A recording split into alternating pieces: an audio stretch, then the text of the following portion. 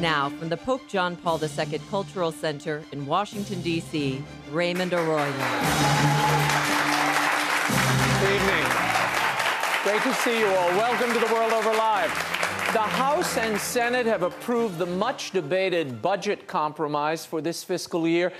What does it mean? What happened when they voted to defund Planned Parenthood? And where does the budget battle go from here?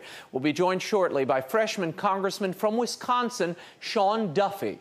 And later, Father Robert Sirico of the Acton Institute is back to discuss the big stories of the week. We'll talk about the PR war surrounding the budget debate and some other issues. If you'd like to be part of the show, if you have a question, the number 1-800-221-9460 in the U.S. or internationally 205-271-2980. Drop us an email, worldover@EWTN.com. Lots to get to. Here's the brief news from the world over this week. The 2011 federal budget is on its way to becoming law. Both the U.S. House and Senate passed a bill today that cuts nearly $40 billion from the federal budget.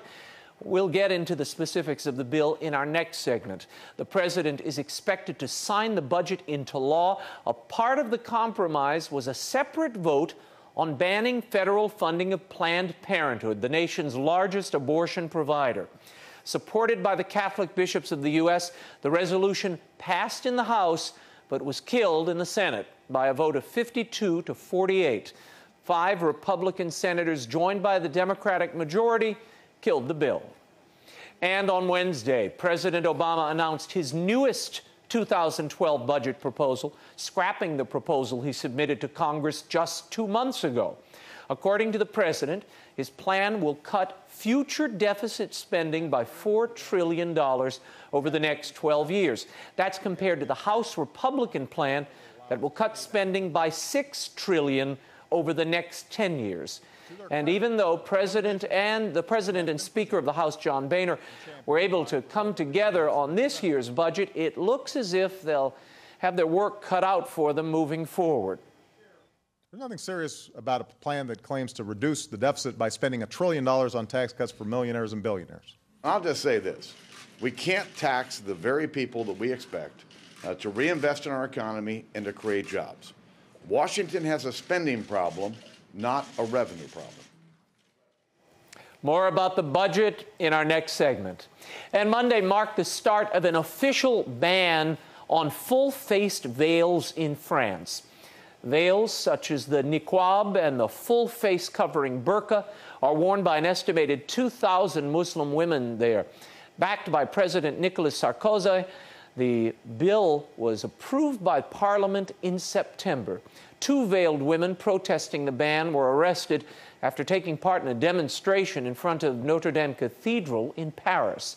Under the new law, veiled women can be fined $215 or assigned to take special citizenship classes. People who force women to wear a veil face stiffer penalties, up to a year in prison and a fine of $41,000. I guess that's French dollars. Police have been ordered not to force anyone to remove the veil in public. And more trouble for Christians in China this week. Vatican-affiliated Asia News reports that 200 worshipers were arrested Sunday as they participated in a public prayer service.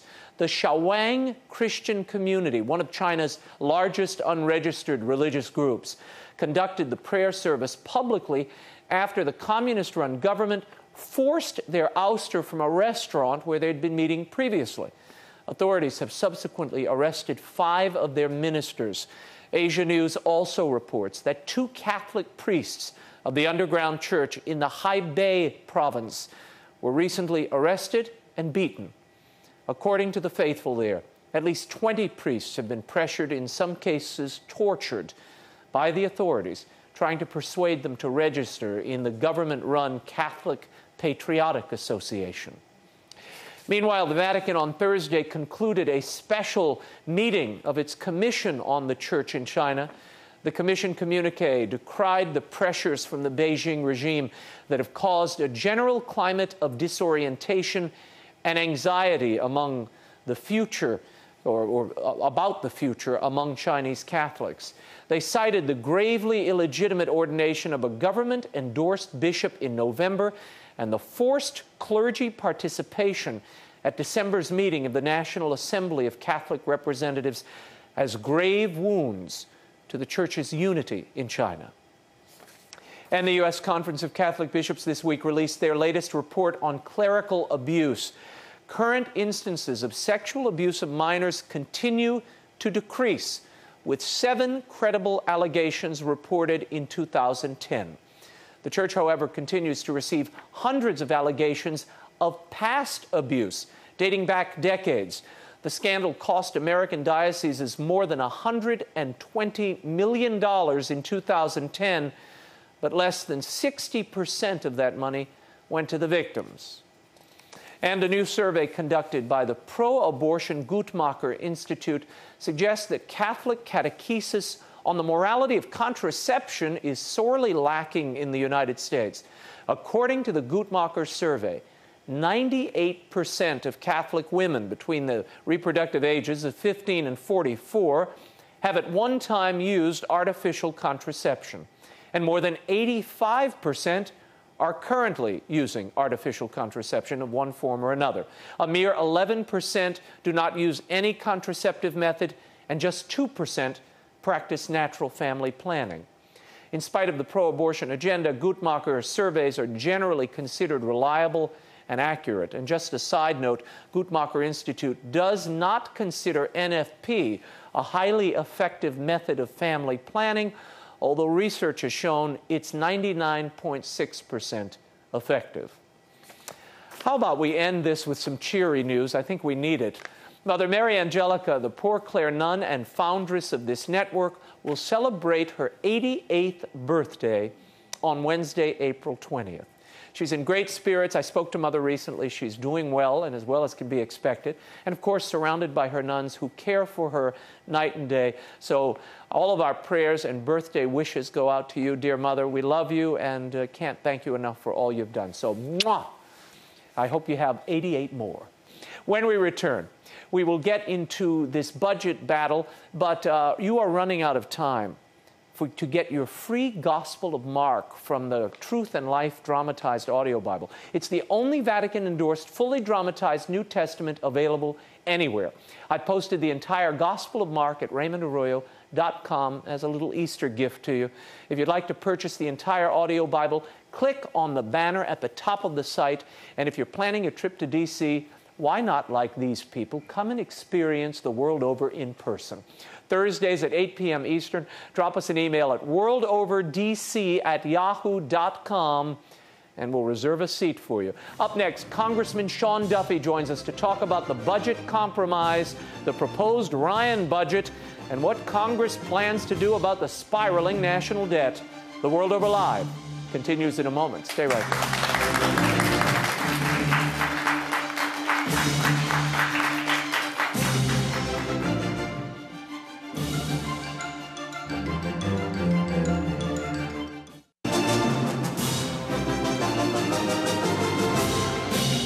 Now, once again, Raymond Arroyo. My next guest is a freshman member of the U.S. House of Representatives from Wisconsin's 7th District. He serves on the House Financial Services Committee, and he's here tonight to tell us about the continuing struggle on Capitol Hill to come up with a balanced budget, the compromise bill that passed the House today, and Paul Ryan's plan to deal with the out-of-control spending. Please welcome Congressman Sean Duffy. Hello, Raymond. Welcome back to the show. Great to see you again. Thank you very much. Now, you've got to fill us in on this. We're reading reports. This was reported, this compromise budget. They call it a continuing resolution, a short-term budget, just till the end of this fiscal year. It was supposed to cut almost $39 billion. The CBO, the Congressional Budget Office, is saying it only cuts $350 million.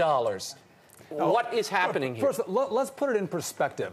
The reason we're dealing with these continuing resolutions is because last year, the Democrat House and Senate failed to pass a budget. Actually, they failed to even propose a budget. Right. So this Congress is doing the work of last year's Congress. And many of us freshmen came here saying, listen, we need to reduce the size and scope of government.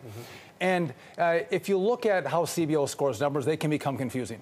But they also gave us a number that says over the course of 10 years, this $39 billion of cuts this year will turn out to be $315 billion over 10 years. They've given the example of saying, listen, my wife gave me $20, $25 to go to the store to go pick out a new tie.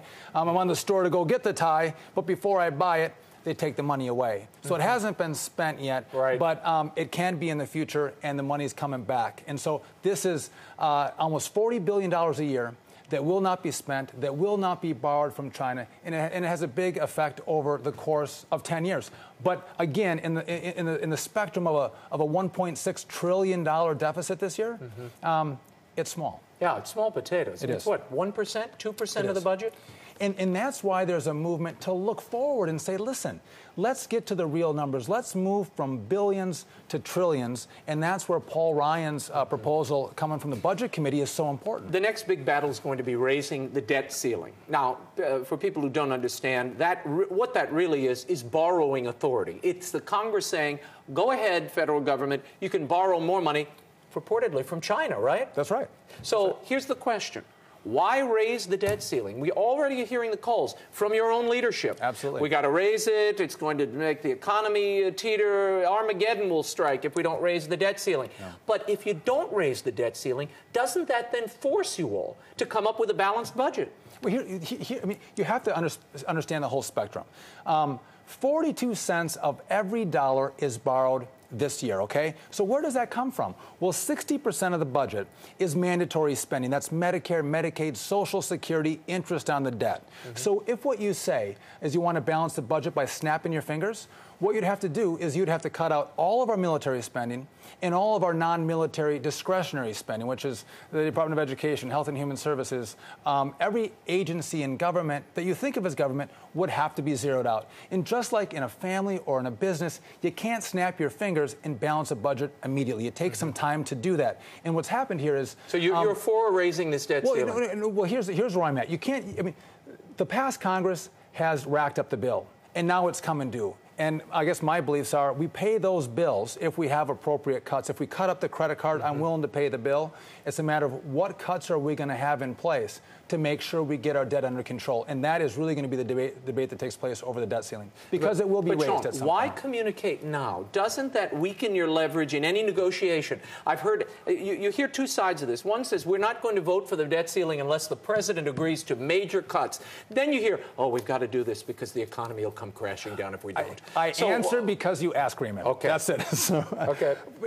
I think we're so you're supportive of it so long as cuts accompany it, Absolutely. so long as there's a vision here moving forward. If we say we're not going to change the way we do business and just raise it, that's unacceptable. We have to start moving the country in the right direction. And the CR that we're getting a hard time about is bringing us in the right direction. When we started the debate in January, the president said, I don't want to cut any money. The Senate said, we will have no cuts.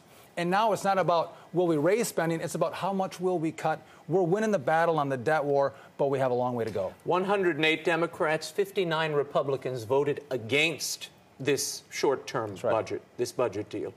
Does that put your speaker and your side of the aisle in a weakened position as you go into this next debt ceiling and then the big budget battle for 2012? You can make an argument both ways. Some will say, yeah, he doesn't have the power of the conference behind him.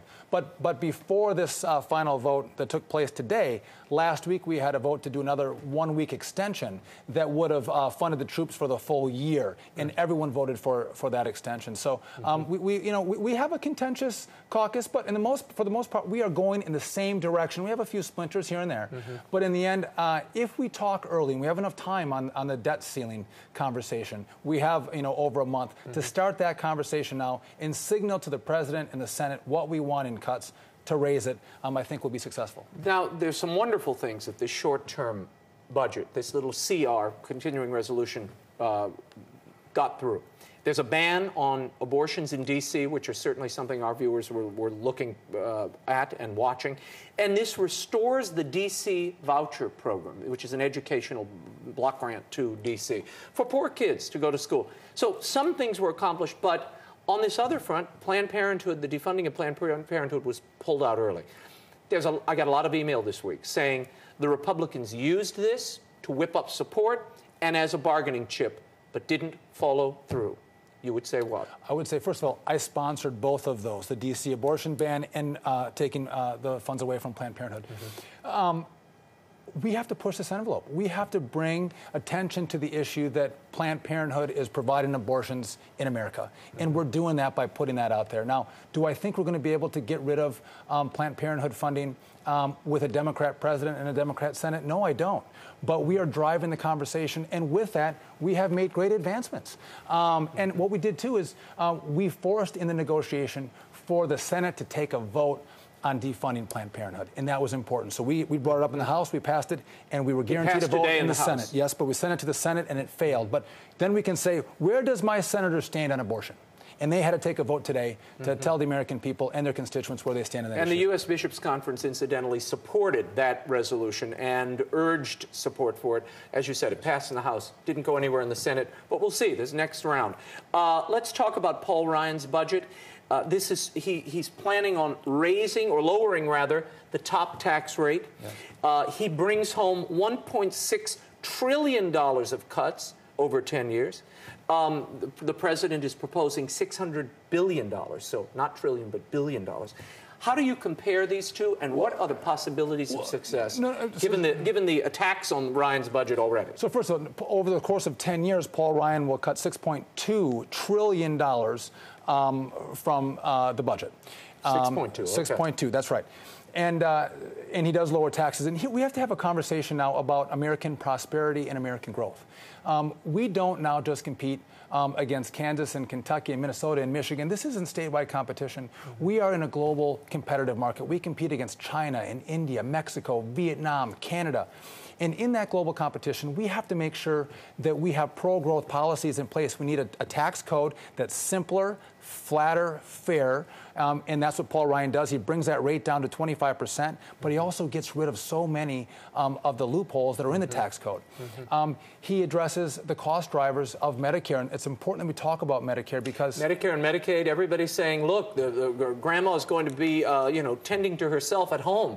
There's all this fear-mongering going on right now. What will it do with regards to Medicare? So, he wants to privatize it, or rather return it to the states. Not privatize it, but give it to the states. So Medicaid, for poor folks, he wants to send that in the form of a block grant back to the state. Right. But in regard to Medicare, that's the care that our seniors get. Right. This plan doesn't take anything away from our current seniors. And actually, those who are about to retire, those who are 55 and older, this plan, the Ryan plan, doesn't change anything in regard to their Medicare. It stays the same. The reforms are for my generation. Affect us. For future generations. That's right. And when you do that, you can make sure you're guaranteeing that our current seniors are going to get the care that they get. Because if we don't, the CBO says that Medicare is out of money in 9 years. And so one sure way we jeopardize funding for these great programs for our seniors is that we do nothing. So if we take action now and we reform the system, you and I will be guaranteed to have a system in place when we get there. But at the same time, we're going to guarantee that our seniors are going to be getting the care that they've bargained for in their retirement. I'm going to play a bite for you. This is from the president yesterday. He's really reacting to the Ryan budget. And we have to remind people, the president already released his budget earlier this year. Now there's another budget on the table. But anyway, here are the president's remarks from yesterday. Listen. We will make the tough cuts necessary to achieve these savings, including in programs that I care deeply about. But I will not sacrifice the core investments that we need to grow and create jobs. We will invest in medical research. We will invest in clean energy technology. We will invest in new roads and airports and broadband access. We will invest in education. We will invest in job training. We will do what we need to do to compete, and we will win the future. Win the future. Are you going to win the future that way, Congressman? We're losing the present right now. And the bottom line is he comes out and he talks about all these investments. These investments, in the end, turn out to be little stimulus programs. In the end, let's look to the private sector. This country is not great because of government spending. The country is great because we have a great American work ethic. We invest, we innovate, we work hard. That's what made this country great. And for some reason, the president thinks that we're great only because of government investment. And if you listen to his speech yesterday, a main theme that he talks about is raising taxes on the wealthy. Let me tell you this. If you wanted to try to balance our budget, which is $1.6 trillion this year, and you said, I want to do it on the wealthy Americans, those in the top tax bracket, the families that make $350,000 or more, if you wanted to raise their taxes to 100%, tax every dollar that they make, you wouldn't balance a budget. If you go to the next highest tax rate, those who make $200,000 and more as a family, and you take 100% of their income too, you still can't balance the budget. This is not a revenue problem. This is a spending problem. And that's the problem with the president. He doesn't want to cut back. And we continue to borrow and spend into the future, and we're bankrupting the prosperity of our next generation. What about this argument, and he makes it repeatedly in the speech we quoted a little bit of there, that we owe it. It is a commitment. He used the word commitment to the poor, to the elderly, to the people who recently arrived on our shores, and that we can't default on those commitments. It's almost as if the government is the only body capable of providing charity. You'd say what? Well, and you and I both know that's not true. Our communities, our Catholic Church is in a great place to provide help in our community to those who are in need. But let me tell you this. I think that all of your viewers would agree that there's a certain segment of the population that needs help from government. Absolutely. And now we might disagree as we go up that ladder, but there's a level of the population that needs help. If we continue on this spending and borrowing binge, we're not going to be able to afford the help that they so badly need. And that's why it's important to reform these programs and look at who really needs help. How are these programs run? Is it encouraging people to get back on their feet, or is it encouraging them to stay on these programs and have government fund their lifestyle? Given what you saw in this last debate, the way that it played out, President Obama setting the narrative, if you will, and Speaker Boehner trying to react here and there, but lacking, there's no central mouthpiece, if you will, for your side of the aisle. How do you think this next round of budget talk is going to go here? Well, again, put it in perspective. When the debate started, the president had a budget that was going to increase spending in billions of dollars. And he said, I am not going to cut. The Senate said, we are not going to cut. And the conversation now is, we are going to cut, and by how much? So though the speaker doesn't have the bully pulpit of the presidency, he's done a very good job when he only controls 1/2 of 1/3 of the levers of government who are negotiating. But it's a real important 1/2 of 1/3. Well, they set the spending. The House of Representatives, though, sets appropriations for the rest of the government. It's got to originate there, right? Yes. So that's a really important function. You can stop the whole game if they don't play along. So the question is, how far is the Speaker and your caucus willing to go to make these points, particularly these moral arguments when you're talking about spending for Planned Parenthood and some of these other priorities that perhaps aren't priorities? Well, I think you have to look at the American people. Where are they? And when they're educated about the issues of the debt problem that we face, of this skyrocketing debt, if I can show you a chart, this is a Paul Ryan chart. He talks about this all the time, but in the gray area here, this is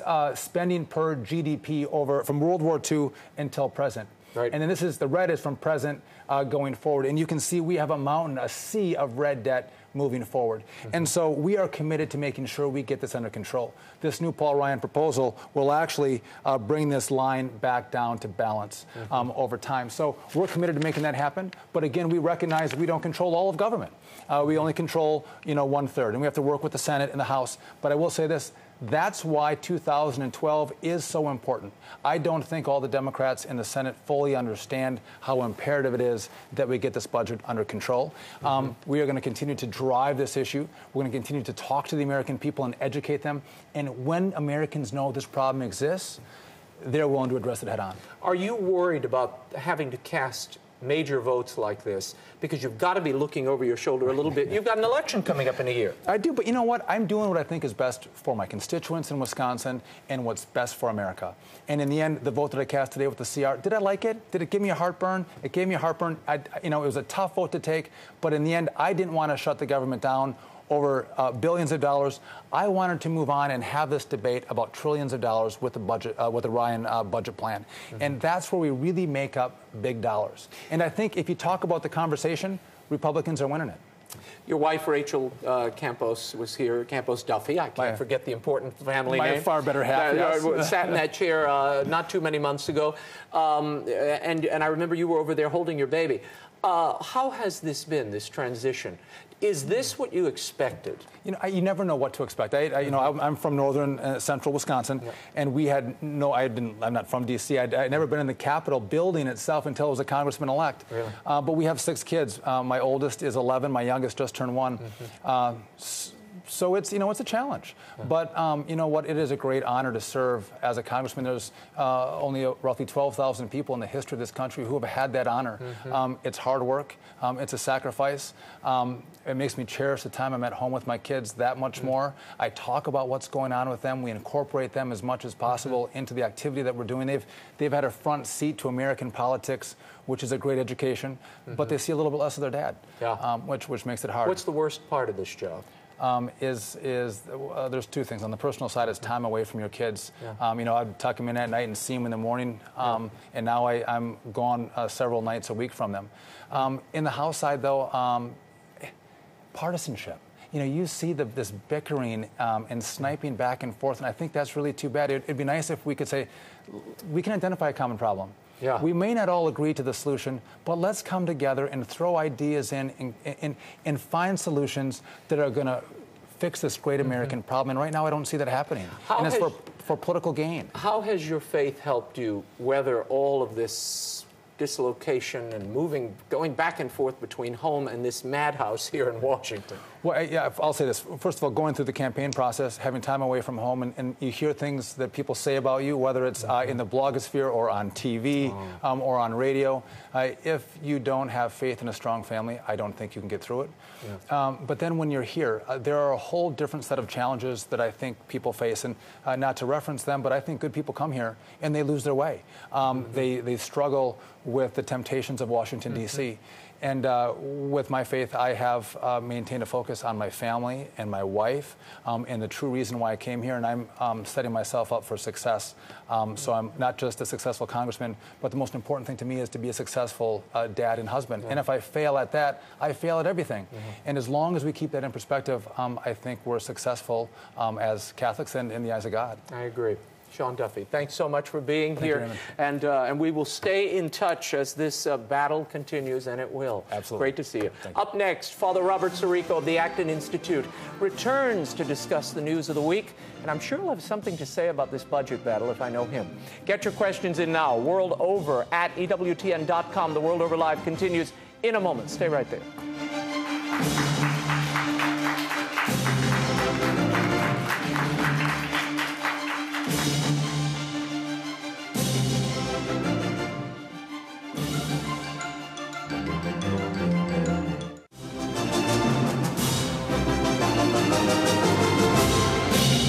Now, once again, Raymond Arroyo. Our next guest is the president of the Acton Institute for the Study of Religion and Liberty. He's a regular World Over commentator, and we are delighted, or contributor rather, and we're delighted to have him back on the program. Would you welcome Father Robert Sirico? Great to see you. Good to be with you. Now, I know, as you were listening to the interview with Representative Duffy, you were chomping at the bit to comment here. Yes. What do you make of this general debate and where we are now? Well, to look at the big picture, I think it's great. We have 2 very clearly delineated approaches, philosophies to government. One is a big government that presumes that it is the major and first resource of help for people, an engine of prosperity, and the other that there is something other than the government in American society that is the normative way in which people care for one another, produce wealth. And that's the debate. That's what's been set up. The other thing to look at the big picture is, as a Catholic priest, it is so encouraging to see these young congressmen who are defending clearly, professionally, their ideas, bringing the prudential arguments to bear, but speaking to it from the perspective of faith. It's really great to see the Second Vatican Council called to the laity being lived out, not just kind of being lectors and extraordinary minister of Holy Communion, but this is what the council called for them to do, and it's great to see them defending this position. And you've got John Boehner, the Speaker, a Catholic. Paul Ryan is a Catholic from Wisconsin, and Sean Duffy as well. And a few others in there too. There are so many Catholic really members, great. particularly in this freshman class. I like the way Congressman Duffy spoke so naturally about his faith and his priorities on his family and his wife. No, it's great to hear. Very encouraging. I want to move on to a bite. This is the president talking about the moral imperative, his focus as he lays out his budget. Take a listen. As a country that values fairness, wealthier individuals have traditionally borne a greater share of this burden than the middle class or those less fortunate. Everybody pays, but the wealthier have borne a little more. This is not because we begrudge those who've done well. We rightly celebrate their success. Instead, it's a basic reflection of our belief that those who've benefited most from our way of life can afford to give back a little bit more. Father, your thoughts on that? It seems the president is saying people have a moral obligation, particularly those in the upper levels of society making more. They have a moral obligation to give back via the government. Well, until you added that little line right there at the end, I was with you. Absolutely, people have a moral obligation to those who have been given much, much will be required from them. But to assume that the government, this is the thing, it's this assumption that the government is going to do it all. And just mentioning the private sector as a kind of afterthought, I think this is very dangerous, no matter how nicely the president wants to put it. This was not an analysis of the economic crisis. It was a campaign speech. It did not respond to the very concrete proposals that Congressman Ryan had put forward just the day or two before. It really is promoting class warfare, class struggle. Time and time again, when it talks about it's a complete New Deal reading on the economy and tries to project that back as the essence of what the American experiment is. Hold that thought. I want to open it up to callers. 1-800-221-9460 is the number in the U.S. Internationally, 205-271-2980, or drop us a line, world over at EWTN.com. I've got my little computer all open and ready. So we'll talk about this budget battle and anything else you hear. We really want to get into these issues and burrow a little deeper today. I want to move, you mentioned a moment ago that the government, it's a misreading to say the government should be at the center of all of this. The government doesn't produce wealth. Okay, but you have a bishops' conference that just this past week said the priority in budgeting should be the less fortunate, the poor, the immigrant. The people that need care most. The government must put them at the forefront of budgeting. Is that forfeiting the church's responsibility, if you will, to be a charitable giver to the people in need? I think the bishops' 3 points that they put out were far more circumspect than that. They said that an economy as a whole is judged by how it treats the poor. It's a reiteration of a teaching that they have given time and time again. The thing in my mind is not to confuse means with ends. The end is the well-being of the vulnerable. The end is how we take care of the poorest. The means is what can legitimately, and we are now engaged in a debate on that. And what I'm saying is, according to the church's tradition, principle of subsidiarity, which we have talked about so many times on this program, that the means of support for the poor, the engine of prosperity, is not the government. The government can only take money and redistribute it, and then there's a cost in doing that. If we took all of the taxable income of those above $100,000 a year or more, you would only come up with about $1.5 billion or $1.5 trillion available. This is not sufficient.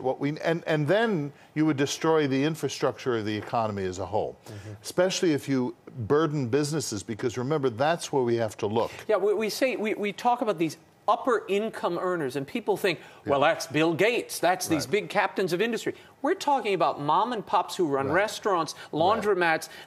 It's really small business, and they're taxed as individuals. That's right. And to the extent that you do that, you put a weight on their capacity to produce and provide jobs, and provides goods and services at competitive prices so that people can engage in it. So if you took all of this money and redistributed it, you would only do a fraction of what needs to be done. I think the president is aiming for something like $4 trillion over the next 12 years. Yep. And that just can't be done. And there are parts of the country where $100,000 qualifies you for welfare in parts of New York, in San Francisco, in Virginia. Imagine. Because of the enormous expense of living in certain parts of the country, as I remember. The president said that he doesn't want to take a machete, he wants to take a scalpel. Now, that sounds very nice. But a machete is an appropriate tool when you have to cut away an underbrush that is suffocating you. And that's exactly what has happened for the last 50 or 60 years. All of this underbrush that is suffocating our economy, suffocating the entrepreneurial spirit of the American people, it needs a machete right down to the root of it. Let's talk for a moment about Medicare. Medicare and Medicaid will be central to any debate. And I know there are a lot of seniors out there. 73% of this budget problem is this. And you have to look at how we have to radically offer alternatives. Reimagine it. Reimagine the whole thing. And, you know, I'm not a politician. I don't have to worry about votes. I have to worry about the moral question that's involved here. And these systems, Medicare, Medicaid, and the entire Social Security system, don't work. Well, in 9 years, as you heard Congressman Duffy say, 9 years it's out of business. It's over. And so we have to reimagine that. And I think it's to Paul Ryan's credit that he is now approaching this question very deliberately, very prudentially, beginning to approach the question so as to bring up the whole debate. What about the president mentioned in his speech, and central to his approach to Medicare is this Independent Payment Advisory Council? What is that? Why should people be concerned? This is 15 people who, once they're approved by the Senate, are no longer accountable to the Senate. You can't remove them. And they're really like Supreme Court justices. They really are. This is a very dangerous thing. And what it suffers from in an economic sense is what's called in economics the synoptic delusion. As though they are going to be able to tell what the problems are and what the decision. I mean, they are going to control a massive part of the economic allocation to healthcare. It is a very dangerous idea. It will cripple healthcare in this country if this is brought to pass. It will completely politicize the whole process. And by the way, those 15 people are appointed by the president. Let's shift to the report that came out this week. The Bishops' Conference released new data on the sex abuse crisis. Yes. You had in 2009 6 accusations of child sex abuse, allegations. Right. In 2010, 7 allegations. We're talking about 40,000 priests in the pool, and only 6 or 7 allegations. What does it tell us? Well, it tells us that we're being very responsive, that something's happening.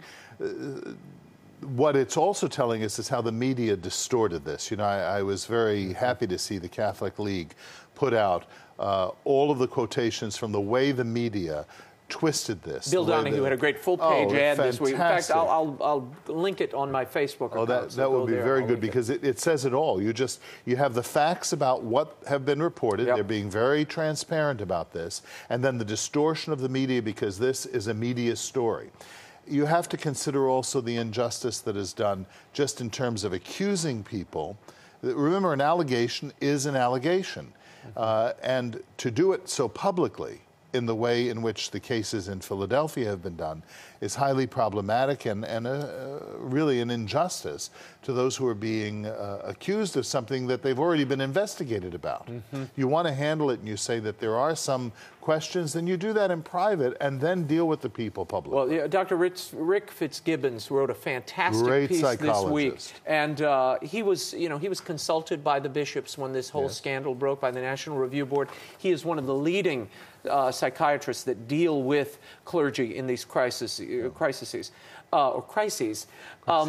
were two things that he principally brought up, particularly regarding the 21 priests who have just been suspended. Now, they had been investigated previously. They had already been investigated by a lay board. The allegations were seen to be fraudulent, and therefore they remained in ministry. They brought in an independent investigator, hired her to sort of overlook everything, review everything. Once that grand jury report came out, she said, these people need to go. 21 of them were summarily dismissed. Dr. Fitzgibbons, the point he raises is you have boundary violators, people who may have hugged a person, bumped into them, said something in anger, and mingled in with allegations of sex abuse, predators, and they lump them together, and their names are appearing on lists. His point is, why are you singling out priests in this way when in the private sector, if you have a second review, a second evaluation, you do that while leaving the person in their place of employment. Right. I mean, teachers' unions, well, I mean, I guess the frosting on the cake here is that SNAP itself, this is the victim survival group who had called, the psychiatrist who had called for the breaking of the seal of the confessional in cases, himself was arrested. I think it was 109 counts of child pornography. Possession of child pornography, and is... he's been arrested. He's in jail. They're dealing with the thing now. This is from the group itself. So we have to ask, when did SNAP know it? And how much did they know about this man? I mean, if we're going to hold priests to this standard, and we should be held to a higher standard, then we have to hold all of society to this, because it's not about priests, it's not about teachers, it's about children. I want to get into this other issue. The missal translation this week. The new Roman Missal is coming out November 27th. It will slightly change some of the responses of the people, some of the prayers, and it changes it in a way that is healthy because it's cleaving to the original Latin. And in some cases, right back to the Greek and the Aramaic. So you've got Time magazine saying, heat-seeking missal, fight on liturgy divides Catholics. New York Times, a new Mass closer to Latin, critics voice a plain objection. The National Post in Canada, Vatican's new Mass, elitist priest says. What do you think? I think they're all elitists. I've read the translations. First of all, they're much more faithful to the Latin. Secondly, what they are is poetic. It's beautiful, exalted language. It's not elitist. Elitist is if reading Romeo and Juliet is elitist, then, and this isn't even that elitist. You go into it's not that elevated. Any the language poor street front, what do I want to say, storefront Baptist church, and they read the eloquent King James Bible in high Elizabethan English. Why shouldn't our language, our liturgical language, be more exalted than it is? Besides which, in England, I studied in England for a while. The Creed in particular, I remember when I went to England, the Creed is much more similar to this new translation in the English translation. The same thing is true for the English breviary. It's a different translation, and it's a very pretty translation. It is. And it's particularly alarming that some of these priests have said they will not celebrate the Mass with this translation. Now, what would they have said about priests who had to make a far more dramatic transition at the time of the Second Vatican Council from the Tridentine Latin to the English? And there was no reason given then. It was just sort of, you just did it. Well, because people were formed in those days to obedience. Let's go to the emails, and then we've got a few other items to cover. Dear Father and Raymond, why hasn't anyone mentioned regarding Social Security and Medicare that we have murdered 55 million potential taxpayers in surgical abortions that we know of? Robbie in San Diego. This is something we sort of forget. The Democratic talking points have been to call the Republicans and pro-lifers extremists in this. We saw that with Schumer, his slipping in front of the microphone and saying things that he didn't intend to say. The fact of the matter is, as Bill McGurn said in the Wall Street Journal, it's the president who's extremist. Because when they came head to head, the president was quite prepared to shut down the government if the Republicans insisted on the defunding of Planned Parenthood. Yeah. I think it's great that we're finally discussing the defunding of Planned Parenthood. And by the way, I'll throw in National Public Radio on top of that because it's a similar ethos. We don't need to be funding these things, especially when it comes to life issues. To be taking the life of unborn children, you know, first of all, it's a moral offense, but it has to have economic ramifications well, it's easy. as if we're worried about women's health, as we all are and should be, and particularly poor women who don't have access in their communities, there are community hospitals, believe it or not, that the federal government funds, which provide real mammograms. Planned Parenthood doesn't, which is, you know, which are certainly up the ladder. And what that means is they're allowed to do medical procedures that Planned Parenthood simply is not licensed to do. The other thing in the president's speech on the economy, he repeatedly referred to the vulnerability of children such as Down's syndrome children. And yet it's his kind of administration and Planned Parenthood and the whole ethos that that represents that has created an attack precisely on these kinds of children. I mean, we have seen a precipitous drop in the number of children with Down syndrome because they've been aborted. They have these tests in vitro, the ultrasounds and the what do they call it? But I can see the fluids, the amniotic fluid. They just search and destroy missions.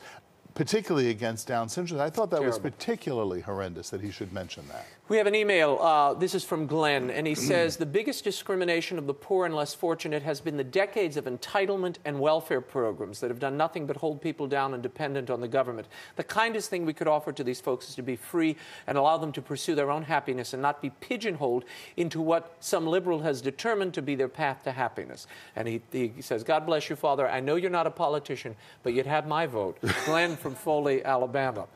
So, thank you. No, but that's you know, talk about this, how these things that seem to be helping and generous and magnanimous may actually be crippling initiative. You know, we have to ask ourselves that question.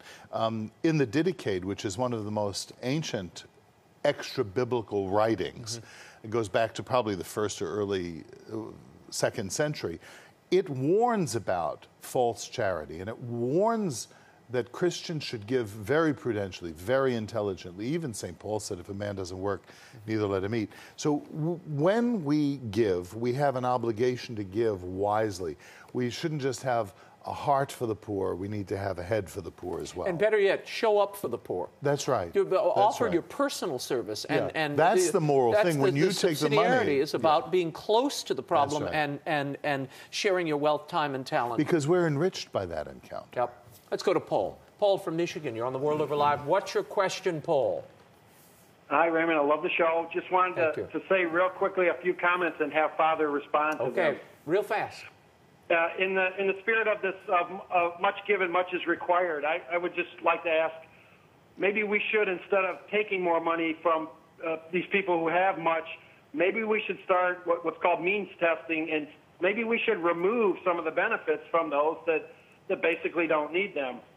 I mean, because basically the reason we have such explosive growth, my feeling, is in the public sector is because of the failure of the private sector to address these issues. Let's not fix our system on the backs of the poor. I mean, so you're talking about corporate welfare, some of the loopholes, all of that sort of thing? Well, not even that. I'm talking about those folks that, you know, paid in I'm not sure what they paid in 35 years ago, but, you know, let's not forget that wealth is not just income. I'm an accountant by training, and, you know, income doesn't indicate to you what wealth is or what net worth is. Right. Yep. No, in fact, there are some very practical proposals. Let's talk about Social Security, where people who have certain resources available to them, pensions and stock portfolios, don't take. I don't see why anyone who has a large income needs to take a $1,000 or $2,000 Social Security check. No. I think that's the way we begin to phase it out without. And then the other thing, too, is to incentivize people to give by shifting the burden from the state, this kind of fiscal subsidiarity that Pope Benedict speaks about in Caritas in Veritate, where you give tax credits to people and take that money away from the government, but still encourage people to give directly to people who are in need. I want to go to the phones again. Kathleen from Florida. She's not there yet. All right, we'll be with her in a second. I want to talk about this other story, and then we'll go to Kathleen. This is a Israeli filmmaker, Simcha Jacobivici. Now, that name may or may not be familiar to you, but for those who were around last Easter... We do this every year. Yeah, this may have been 2 years ago now that I'm thinking of it. I think it was 2 years ago. There was something else then last year, because it comes up every Easter, every Christmas. You get a story like this. Well, go this ahead. filmmaker, Simcha Jacobici, and James Cameron were the great people who discovered the Jesus tomb a few Easters ago. You'll remember that was a tomb that not only had a little stone jar containing the remains of Jesus, which he claimed were there, but also the remains of his wife, his family, his children. So not only did he not rise from the dead, he had a whole family and the whole thing. This thing was the Israeli Antiquities thought it was a fraud, but they did a big film about it, got a lot of books published, appeared on Larry King and everywhere else. Now Simcha is back. He's back from the dead if he insists Jesus isn't. And he says here he's found the nails used to crucify Jesus.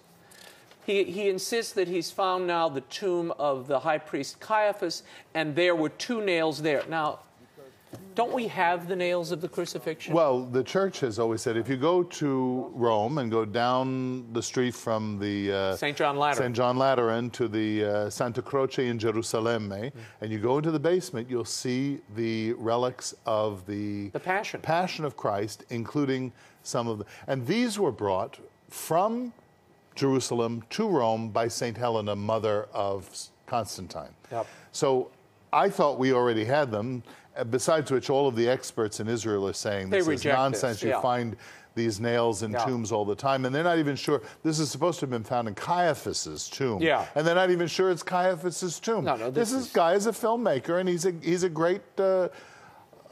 huckster. That's the word I want. I was trying to think of the Yiddish word. You're trying to be too charitable. No, I was looking for the Yiddish word. Kathleen in Florida is asking, and we don't have time to go to the phones because we only have a couple of minutes. She's asking, is there a morality or does the church have any view on the proposed flat tax where everyone would be subject to the same percentage of their income? The church doesn't do tax policy as a dogmatic matter. That is what these guys, Ryan and Duffy and the others, are supposed to do. That's their job, to get in there and make the sausages. Now, we have to use our brains. We have the end, that is the well-being of the poor, the dignity of human life, and then we have to come up with the best means to the end. I happen to agree with these guys on a prudential level, not on a dogmatic level. Pat from Ohio writes, why are we giving billions of foreign aid to these other countries? Why? We not only have a large segment of our society on welfare, but also most countries in the world. 30 seconds. This is a small part of the budget. I think it's very important because it diminishes the amount of entrepreneurial spirit. In fact, the Acton Institute's doing a whole documentary on this, which we'll have occasion to talk about.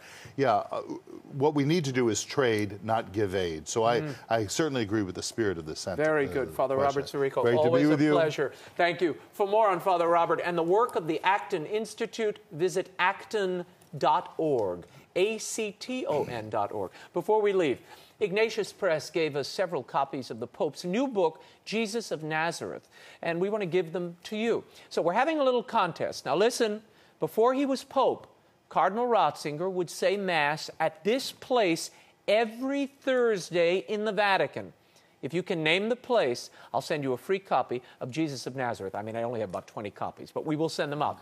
Listen to the directions. Send your guess to raymond@raymondarroyo.com with your address and name. Write contest in the subject line. So where did Cardinal Ratzinger say Mass every Thursday in the Vatican. In the meantime, you can find updates and the occasional commentary by following me on Twitter or on my Facebook fan page. And I'll post that Bill Donahue article we talked about earlier. Just go to RaymondArroyo.com.